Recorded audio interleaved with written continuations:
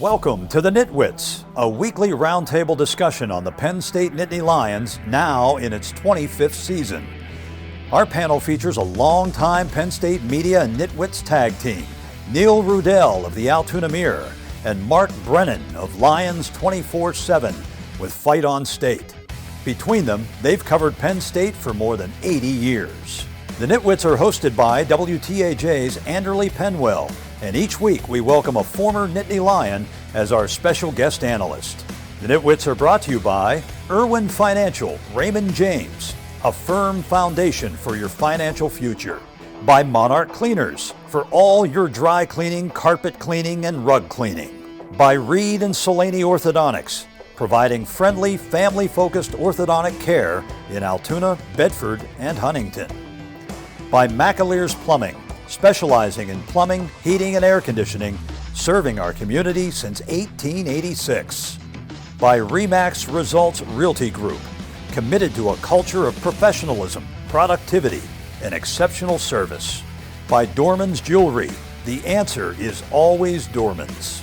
By Star Beverage, no matter what type of weather, we're a convenient drive-through one-stop beer store. By Kogan Electric, lighting the way for you. By NovaCare, Altoona and State College, the power of physical therapy. By Fullington Tours, offering round-trip transportation to and from Beaver Stadium from locations in State College and Altoona. By Blair Candy Company, the one-stop shop for all your tailgating needs. Candy, snacks, paper supplies, and more. By Lions 24/7 with Fight on State, your online home for Penn State football and recruiting coverage. And by the Altoona Mirror, featuring Penn State Game Day every Friday and Penn State Extra every Monday.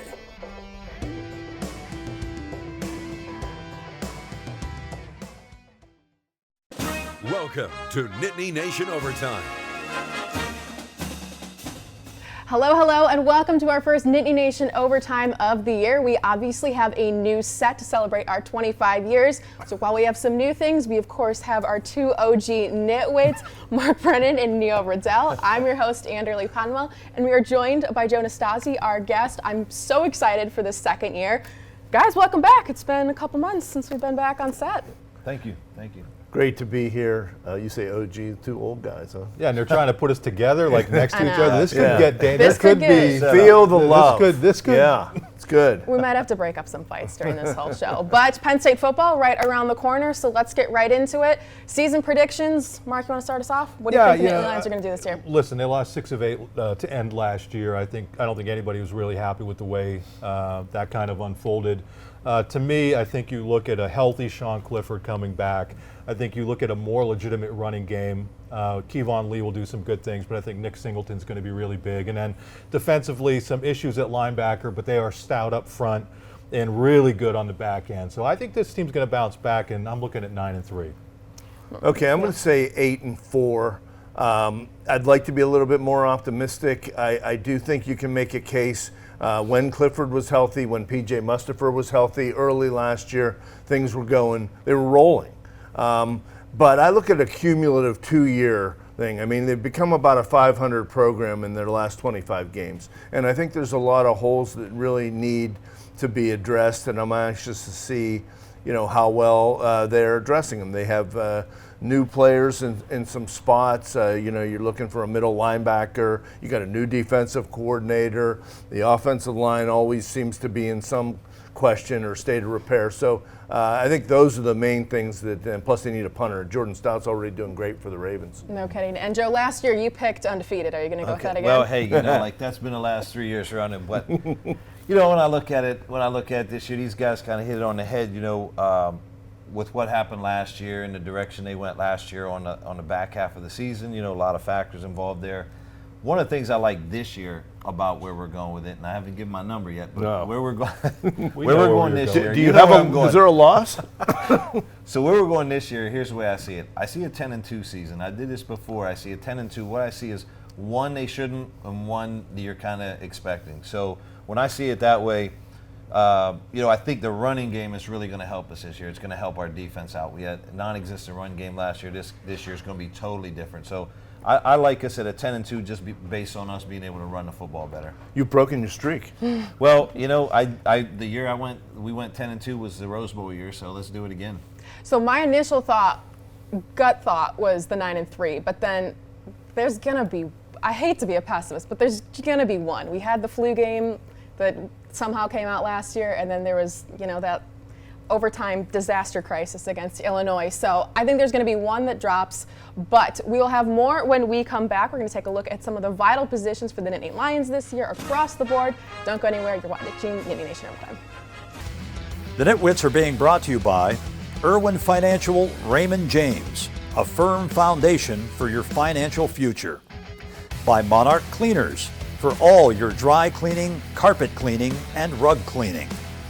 By Reed and Solani Orthodontics, providing friendly, family-focused orthodontic care in Altoona, Bedford, and Huntingdon. And by McAlear's Plumbing, specializing in plumbing, heating, and air conditioning, serving our community since 1886. You're watching Nittany Nation Overtime. Welcome back to Nittany Nation Overtime. We are the NitWits. So guys, let's just get right into it. Penn State, of course, linebacker you. Who are some of the guys to look out for, Mark, with some of the depth charts? Yeah, I mean, obviously Curtis Jacobs is a guy who's played a lot of football for them. They moved him from the Sam into one of those box positions, the will position, but all eyes are on middle linebacker. I mean, you lost a guy in Ellis Brooks who played really well for them last year. Yeah. So there's two guys, Tyler Elsdon, who's been in the program a couple years, and then a second-year guy, Kobe King, the twin brother of Kalen King. Both of those guys are fighting for that Mike linebacker position. Manny Diaz has said it's a very close competition. Sounds like Elsdon's a little bit ahead. I think both of those guys have the ability to be solid Mike linebackers moving forward.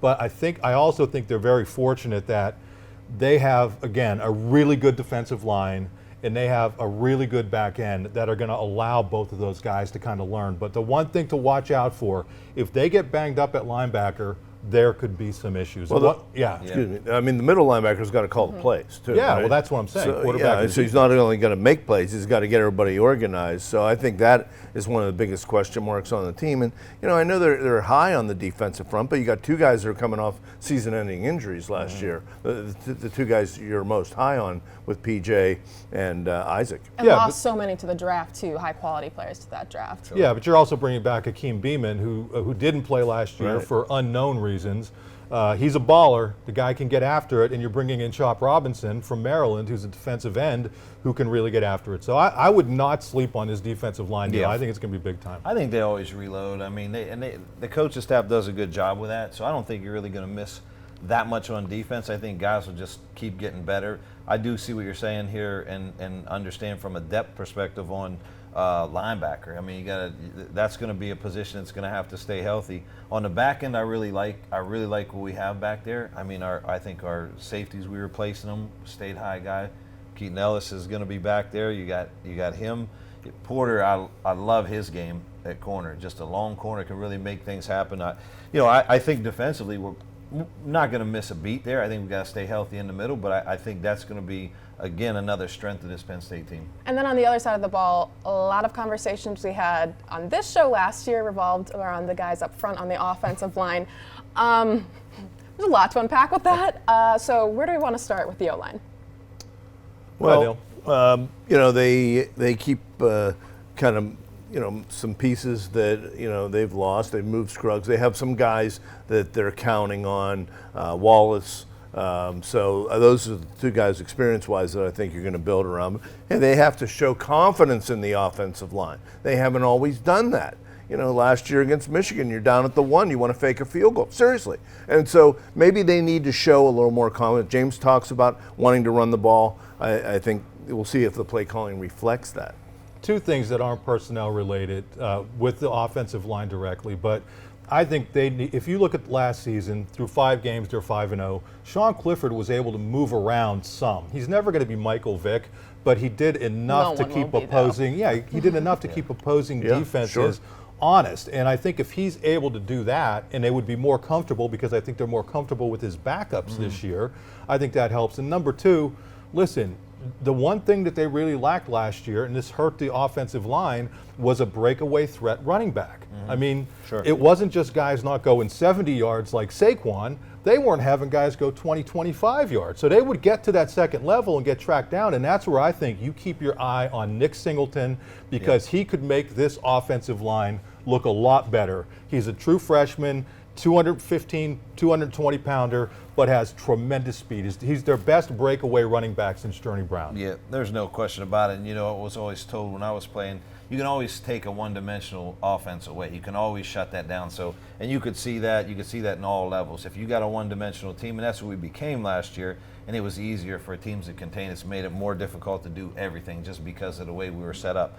And I think, like what you guys were talking about with Clifford being able to move, being more healthy, that's going to affect the rest of the team, and it's going to make us a better running football team as well. Lee averaged close to 6 yards a carry. I think he was better than he might have been given an opportunity. They were still running by committee. The more times, and Clifford has had some big runs at times, last couple years, 3 years really. But the more times he runs, the more vulnerable he is, and the less carries for your running game. I think you're looking at different stats than I am, because I think Lee was like 4.9 yards per carry, and he only had 2 rushing touchdowns. You did not have a breakaway threat. I know he's not a breakaway threat, but you need one. Okay, well, I think if you get a guy averaging 5 yards a carry, that's a lot better than the guys that were getting more carries than him. And also replacing Jordan Stout. I mean, punters are people too, in the wise words of Pat McAfee. So, Stout was an absolute weapon, an asset on that special teams. What's that situation looking like this year? And do we need to be as concerned in terms of replacing an NFL punter that you had last year? Yeah, you definitely have to be concerned. I would be, the way I think this plays out, they have a transfer from Colgate who didn't play last year because he was behind Jordan Stout. But Barney Amore is the guy who I think is going to be their punter this season. I think Alex Paqueta, the kid from Georgia, another great punter from Georgia, true freshman, think they give him a year to redshirt and let Barney Amore handle the punting. But Barney Amore is a guy who averaged over 42, 43 yards per punt at Colgate. What I would say is it's a lot different punting at Colgate before 80,000 fans for the entire season than it is punting at Purdue, at Auburn, at some of these places that you're going to be going. Yeah, they got to be consistent. I mean, and they definitely are. They can change a game when they flip fields like that. I mean, it really helps your defense. But a consistent punter, and that's what Stout was last year. He was consistent. Obviously, he could kick it a long way, but he was very consistent. That's what you need out of a guy like that. He's definitely a weapon, definitely. All right, when we come back, we'll take a deeper look at some of the other players, including all of the quarterbacks. Don't go anywhere. The NitWits are being brought to you by RE/MAX Results Realty Group, committed to a culture of professionalism, productivity, and exceptional service. By Dorman's Jewelry. The answer is always Dorman's. By Star Beverage. No matter what type of weather, we're a convenient drive-through one-stop beer store. And by Kogan Electric, lighting the way for you. You're watching Nittany Nation Overtime.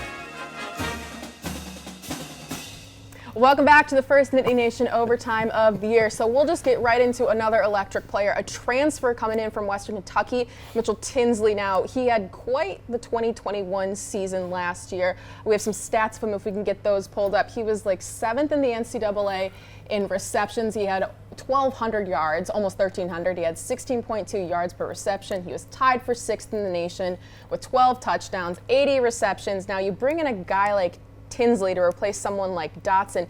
Neil, what are you seeing so far of Tinsley, or what are your thoughts? The receiver, and we have a new director named Parker, and they also have Parker Washington. But Tinsley, there's a lot of hopes for Tinsley. But hey, he had a pro quarterback playing with him at Western Kentucky, and they were, as you would say, Joey, slinging it all over the place. Yep. So that was a factor. That kid went in the 4th round of the Patriots. So let's see. They're going to try to get him the ball, and he looks like has a lot of potential. Do you think he's a direct replacement for Dotson? I'm sorry? Do you think he's a direct replacement for Dotson? I like the fact that he took his number and didn't even, he's like, no, this is a number I've always had. So I think there's a level of confidence, but no, you're not going to be a direct replacement for the highest Penn State receiver draft pick ever, but he's played a lot of football. Now, albeit, Neil, you talk about, playing at Western Kentucky, they led the NCAA in passing yards. weren't very high in rushing yards. So it was very skewed towards throwing the ball. But this kid played well against Michigan State. He played well against Indiana, played very well against App State in their bowl game. He's been on the big stage. This is not going to be new for him. And I think the other thing that we saw in the blue-white game, caught a pass, ran in for a touchdown. Joe, you could speak to that. It's more than just catching the ball. He can catch it. He knows how to get to the end zone. Yeah. I mean, when we talk about like the big stage and things like that, I mean, I think I don't want to say it's overrated, but you get a guy, skill is skill. The field is the same. They play in the same kind of field. The lights are a little bright at times, but someone like that's seasoned. What is he, a senior this year? You got a guy like that. I don't think you got a direct replacement, but now you got a guy to plug a spot now. And when I say plug a spot, I don't mean that in a way of just fill in, but is he going to be Dotson? Hey, only Tom's going to tell, and we'll see how he plays out there, and it's game to game, and we'll see what he could do. I mean, he looks like he has a similar body type that Dotson did, but I'll be excited to see it. You got Washington in the slot there. I think we're going to be fine out there. So we talked a little bit about the quarterback, the guys in charge of getting Tinsley the ball there, though. We welcome back Sean Clifford he's been there since the dawn of time, it seems like, at this point. We have some more stats on him. He actually came to college when I was still in college, which makes me feel really old. That's one other thing. So Clifford's back for year infinity at this point, maybe. He's really high up in all of those other stats here. He's a 4-year starter, 7,000 plus career passing yards. He's third all time at Penn State. He's second in passing touchdowns at Penn State, and he currently is the completion percentage leader at a little over 60%. So what do you guys expect from Clifford this year? Well, he's going to end up with a lot of longevity records. I mean, and he gives them stability. I'm curious to see what happens as the season unfolds, what the progression may be. James made some interesting comments at Media Day. He talked about coaching, not coaching with ego, to get another drive for the offense when you're up 38-6 against Villanova, or keeping the defense out there to preserve a shutout. So I think some of that translates to they want to get Veyu in there. They may want to get to a freshman or quarterback or two as the season wears on, just to see, because you can play in a few games before you lose a red shirt. So I think that's one of the things that we're going to be keeping an eye on, especially if they lose a game or so along the way. So Veyu's the number 2, and Aller Pribula kind of going back and forth for the number 3 spot. Mark, you're talking about Aller in the break. What do you see from him, and what do you think makes him special? Yeah, I mean, you've been at practice. I mean, he can spin the ball. I mean, he has an arm that's just absolutely ridiculous. And he's built, too. Yeah, but I would say both of those kids, they were able to come in January. So they're both early enrollees, right. Aller and Pribula.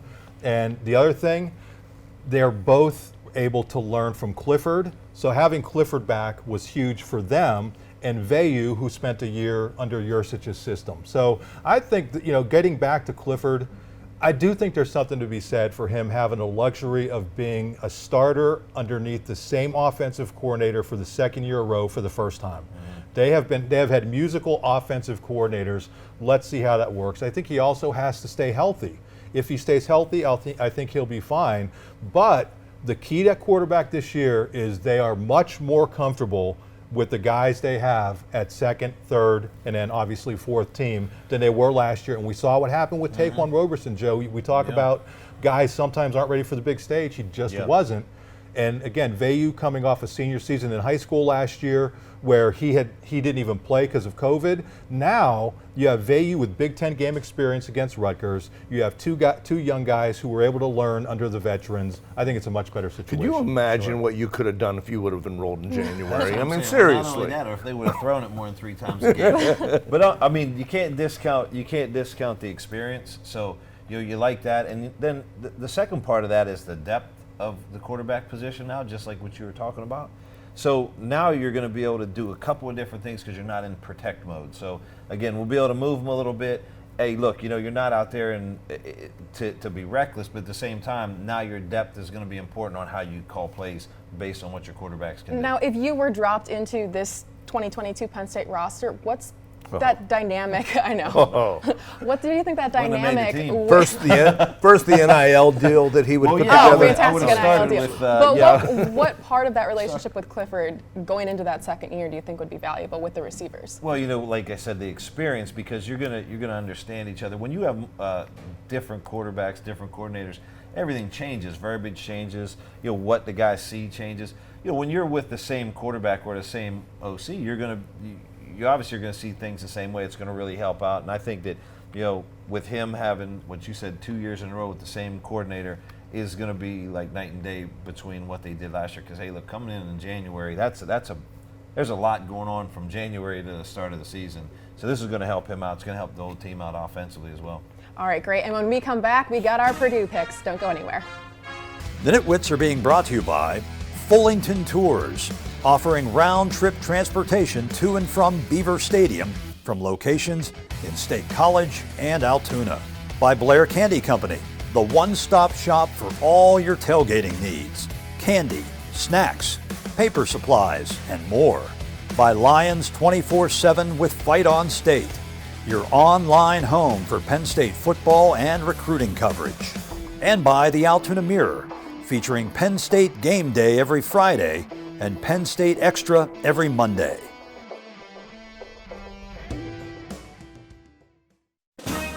You're watching Nittany Nation Overtime.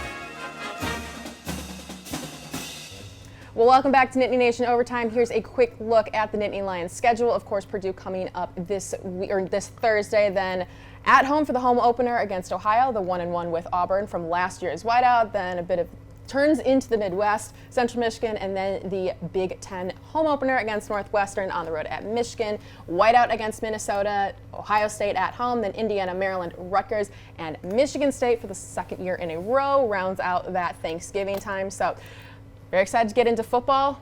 Best part of the show, of course, is the picks. Ladies first. And what are the year first? Yeah. There you go. So I think, the matchup this year against Purdue is going to be good. I think Penn State's going to win 27-17 on the road and get off to a nice hot start on a weird Thursday night game. So who's up next? Well, I'll go. I want to pick Penn State. I honestly do, especially the season opener. But out there at night, I think Penn State has a lot of questions they have to answer, and I'm anxious to see if they can answer them. Purdue is a veteran quarterback. They put 40 on the boards a number of times last year, Michigan State, Tennessee, late in the year. Penn State has not really proven they can score 30 in a Big Ten game. They did it against Maryland with defensive touchdown. I'm going to say Purdue 32, Penn State 26.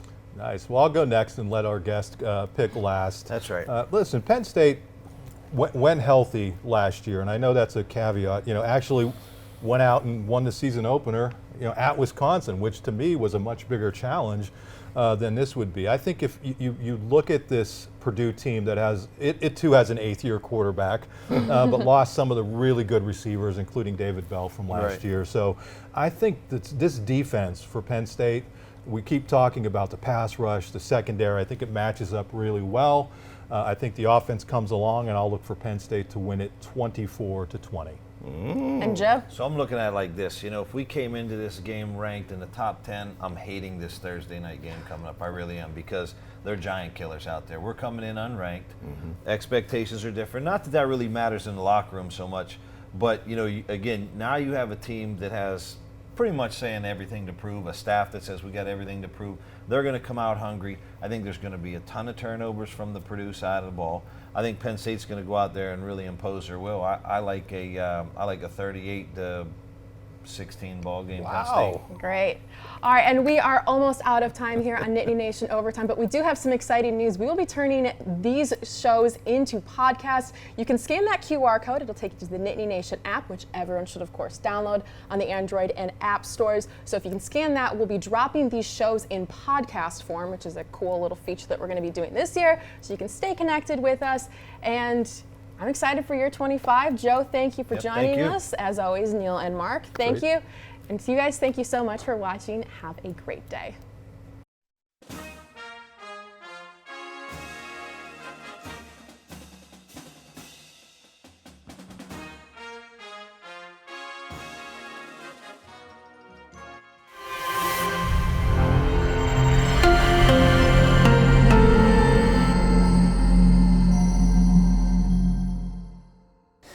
The NitWits have been brought to you by Irwin Financial Raymond James, a firm foundation for your financial future. By Monarch Cleaners, for all your dry cleaning, carpet cleaning, and rug cleaning. By Reed and Solani Orthodontics, providing friendly, family-focused orthodontic care in Altoona, Bedford, and Huntingdon. By McAleer's Plumbing, specializing in plumbing, heating, and air conditioning, serving our community since 1886. By RE/MAX Results Realty Group, committed to a culture of professionalism, productivity, and exceptional service. By Dorman's Jewelry, the answer is always Dorman's. By Star Beverage, no matter what type of weather, we're a convenient drive-through one-stop beer store. By Kogan Electric, lighting the way for you. By NovaCare, Altoona and State College, we proudly support Penn State football. By Fullington Tours, offering round-trip transportation to and from Beaver Stadium from locations in State College and Altoona. By Blair Candy Company, the one-stop shop for all your tailgating needs. Candy, snacks, paper supplies, and more. By Lions 24/7 with Fight on State, your online home for Penn State football and recruiting coverage.